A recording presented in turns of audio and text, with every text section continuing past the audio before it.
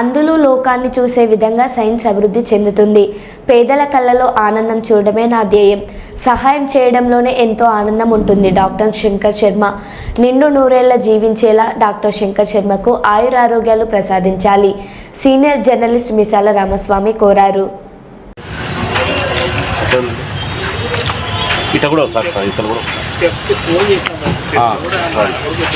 Ready sir. Okay sir. Okay దగ్గర సిన్న ఎక్కువ మంది కనపడతారు సార్. దగ్గర అండి అన్న మీరు రెడీ సార్. ఇటువైపు సార్ సార్ లేడీ కూడా పెట్టిద్దాం దగ్గర. Ready sir. ఇక్కడ చూడండి అందరూ రెడీ అన్న. బాబు చూడ అట్లా రెడీ. ఓకే ఇట్లా అమ్మా ఇతరులు అమ్మా ఇక్కడ తీసుకోండి సార్. దగ్గర అండి దగ్గర అండి అట్లా ఉండండి దగ్గర ఉండండి. Ready sir.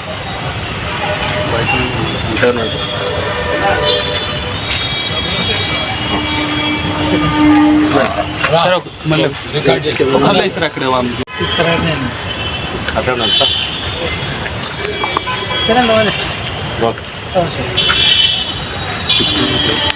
రామ్మా ఇతరులు అమ్మా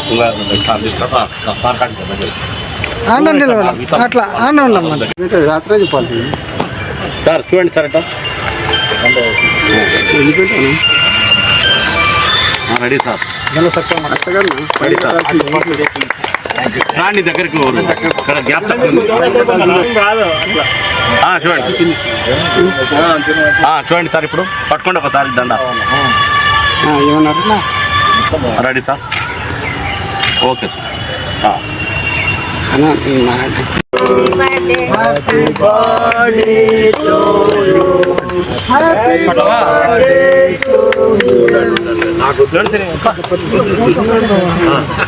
రెడీ సార్. ఓకే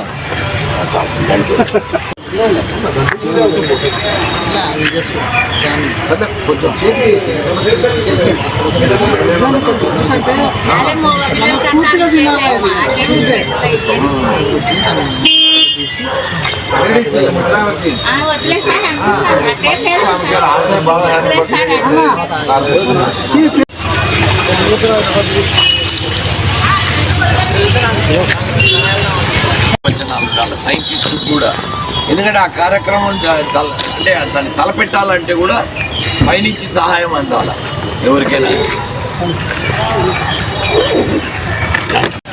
ఈరోజు కర్నూలు కలెక్టర్ మీడియా రూమ్ దగ్గర జర్నలిస్టులకు కంటి అద్దాలను పంపిణీ చేయడం జరిగింది.